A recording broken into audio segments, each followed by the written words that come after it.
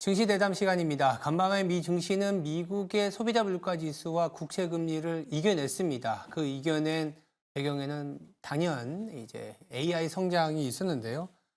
CPI 발표에 대한 해석과 함께 이 AI를 비롯한 전반적인 성장에 대한 기대감 어떻게 갖고 가야 될지 자세히 챙겨보도록 하겠습니다. 김장렬 유니스토리 자산운용 투자전략본부장 나와 있습니다. 안녕하세요. 네, 안녕하십니까? 네. 물가는 이제 변수가 안 되는 것 같긴 한데 네. 간밤에 CPI가 또 시장 예상보다 살짝 네.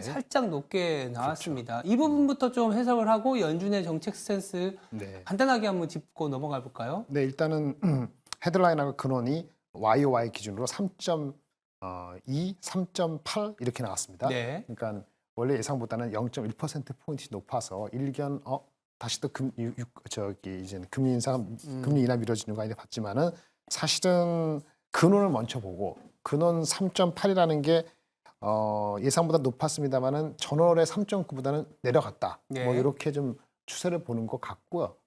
또 하나는 어차피 지난 1월 CPI가 나오는 한 달 전에 2월 달에도 좀 노이즈가 세가지고 좀 왔다 갔다 했지 않습니까? 근데 결국은 1월 말에 발표되는 PC 넘버 주거비 비중이 훨씬 적은 PC에 보면서 좀 안도하는 그런 분위기를 연출했듯이 네. 이번 달은 지난달에 그런 그 경험을 바탕으로 해서 비록 PC 근원이건 뭐건 간에 0.1% 올랐지만은 추세는 내려간다는 거에 방점을 두면서 굳이 많이 신경 쓰지 않는 그런 모습을 보이고 아마도 3월 20일 다음 주에 FOMC 있지 않습니까? 그렇죠. 그 다음에 FOMC에서 특별히 무슨 얘기가 안 나오면은 그 다음 주에 있는 역시 PC를 보면서 판단을 할 거기 때문에 시리어스한 판단은 굳이 이번에는 하지 않았다 이렇게 해석이 되고 있습니다. 일단은 간밤에 미국 증시 하루만 놓고 보면 연준의 정책은 어차피 6월 이후에 금리 인하에 시장을 좀 받아들인 것 같고 그렇죠. 물가가 스티키하다라는 것도 어떻게 받아들이냐면 이 물가 수준보다 높은 성장을 하면 되지 뭐 이런 얘기들도 나오는 것 같습니다. 네, 생산성 이런- 좋고 나오면 그렇죠. 네, 그렇죠. 예. 그러다 보니까 이제 어제 갓비디아가 다시 돌아왔습니다. 아, 그러게요. 네. 그래서 한 900달러를 넘어섰고 이 엔비디아를 또 강하게 끌어올린 영향이 또 오라클 쪽에서 나왔거든요. 맞습니다. 어저께 근데 시작이 AI 됐죠. 전반적으로 상당히 좋은 얘기들이 나오는데 이 좋은 얘기가 다음 주에 또 네네. GTC 2024 엔비디아의 개발자 컨퍼런스라고 할 수 있는 부분들이 지금 다음 주에 어떤 내용들이 나올지가 굉장히 중요하거든요. 네, 관심도도 많고. 그것도 이제 오늘 어떻게- 수요일이니까 오늘 내일 모레 사이에 네. 내일은 우리 또 저기 옵션 만기가 있으니까 네. 거기까지 다 넘어가서 잘 올라가면은 선반영하는 게 되겠죠. 음. 그런데 일단은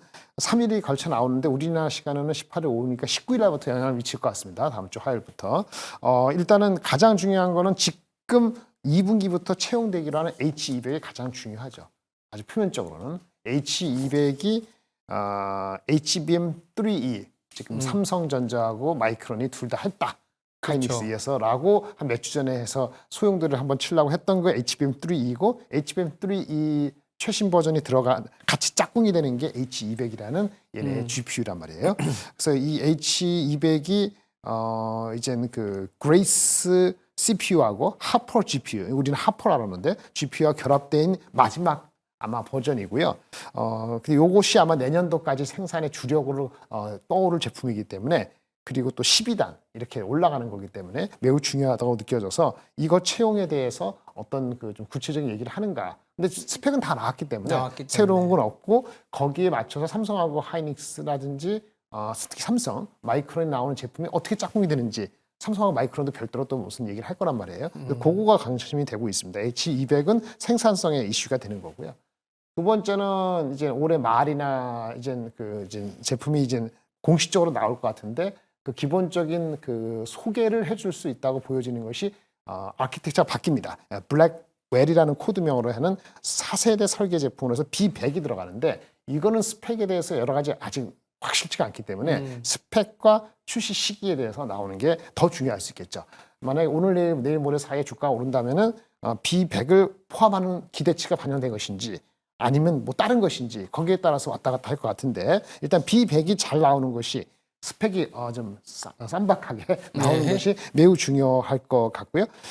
그냥 곁다리로만 한다면 뭐 얘네들이 그 사실은 말이죠. ARM 베이스 설계도 많이 합니다. 그래서 ARM 베이스 설계를 한 데이터 센터형 GPU 이것도 별도로 릴리스할 수 있기 때문에 이 세 가지 H200, B100, ARM 설계 기반 이 세 가지가 중요하고 주가적으로는 얘네 주가에는 B100이 중요할 것 같고 B100 이요? 우리한테는 H200에 관련돼서 마이크론하고 하이닉스의 실제 제품이 선을 보일 거기 때문에 거기서 좀 왔다 갔다 하는 말이 많을 것 같습니다. 그리고 마지막으로는 이제 여러 가지 좀 미래지향적인 거는 아무래도 우리가 엔비디아가 하드웨어 중심이라고 보고 있지만은 그래도 큐다 포함해서 소프트웨어잖아요.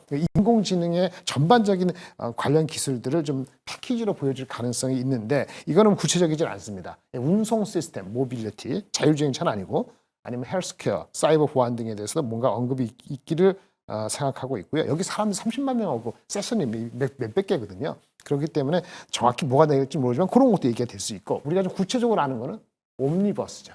옴니버스라는 게 피지컬 우리 실생하고 자동차 공장에서의 버추얼 월드하고의 연결시켜주는 얘네의 생태계거든요. 근데 옴니버스가 발표되거나 알려진 거는 1년, 2년 좀 했는데 매번 업그레이드가 돼야 되는데 구체적으로 어떤 업그레이드되고 좀 더 뭔가 현실감 있는 게 한번 보여지느냐 이것도 좀 보너스가 될 것 같아서 옴니버스에 대한 생태계 업그레이드 무슨 버전 그런 거 보여주면은 좀 다를 것 같다 이렇게 생각이 들고 있습니다. 결국 이제 엔비디아 GTC에 관심을 갖는 거는 이 AI와 관련된 아니면 이제 엔비디아가 만들어놓은 생태계에서 이제 확장되는 부분들을 다 더 챙겨보는 거잖아요. 그렇죠. 근데 조금 더 좁혀보면 아까 이제 말씀 중에 우리나라 기업 특히 이제 반도체 두 형님은 이제 H200, 네네.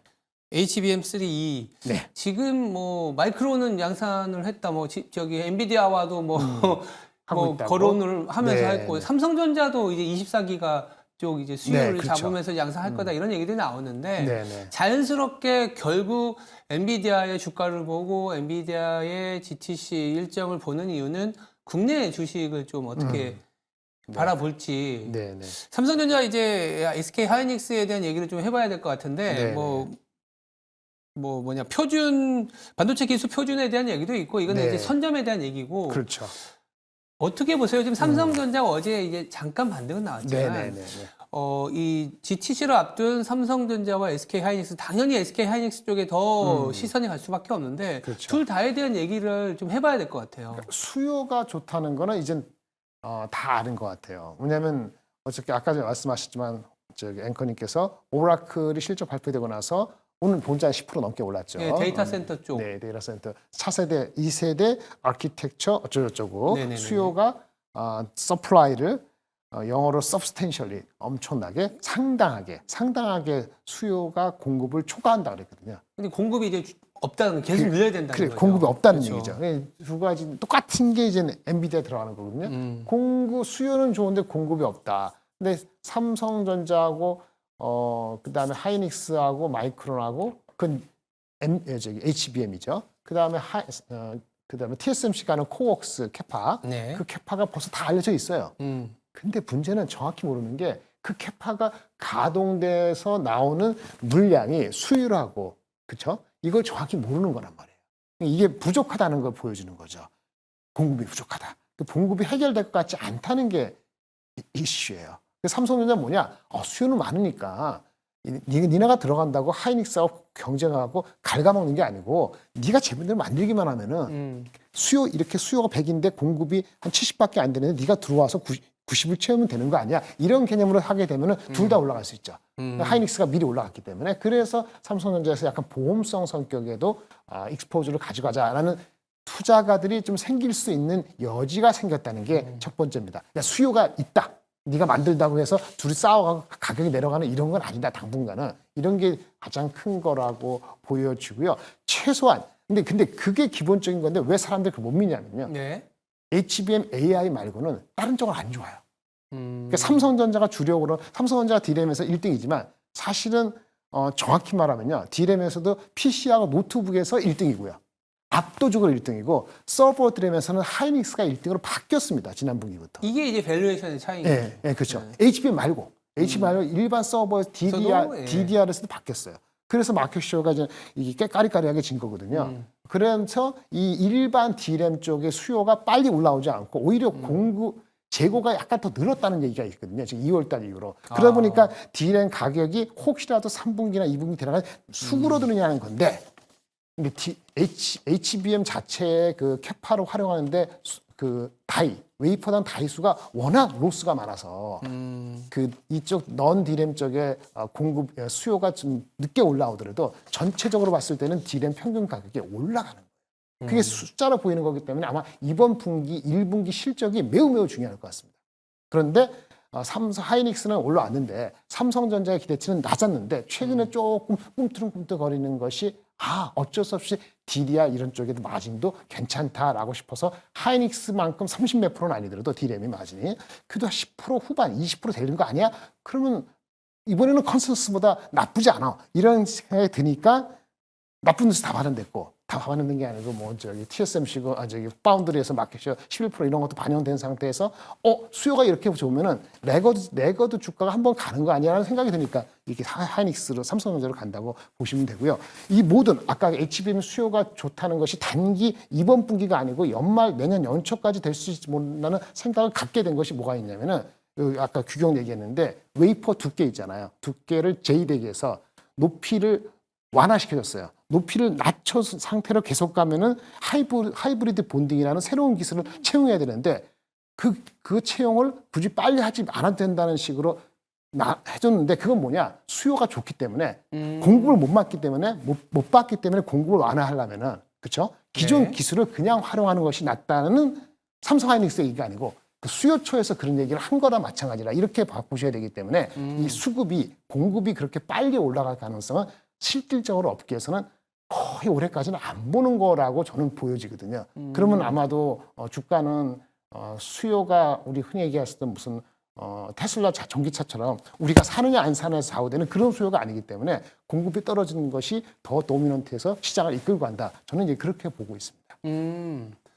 일단은 아까 얘기한 것처럼 삼성전자와 하이닉스, SK 하이닉스의 이제 뚜렷한 그 격차는 HBM을 빼고 놓서라도 서버와 PC와 스마트폰이라는 어떻게 보면 D램 시장에서도 그나마 수요가 살아있는 쪽에 비중이 어디가 더 많으냐 할 때 SK 하이닉스였다. 그렇죠. 다만 최근에는 전체적으로 이제 D램 쪽이 뭔가 가격적으로 좀 리바운드가 되고 있기 때문에 삼성전자도 또 HBM 쪽에 가야 되고 그렇게 보면 레가드 쪽이었던 좀 뒤처졌던 삼성전자도 갈 수 있는 그런 분위기가 되겠다. 이렇게 정리하면 될 것 같습니다. 네, 그렇습니다. 알겠습니다. 네, 지금까지 AI, 엔비디아, 삼성전자와 하이닉스에 대한 얘기까지 나눠봤습니다. 김장렬 유니스토리 자산운용 투자전략본부장이었습니다. 감사합니다. 네, 감사합니다. 네, 엔비디아가 다시 돌아왔습니다. AI 성장에 대해서 오늘 하루 우리 또 투자 기회를 찾아봐야겠습니다. 저는 내일 아침 6시에 다시 찾아뵙겠습니다. 감사합니다.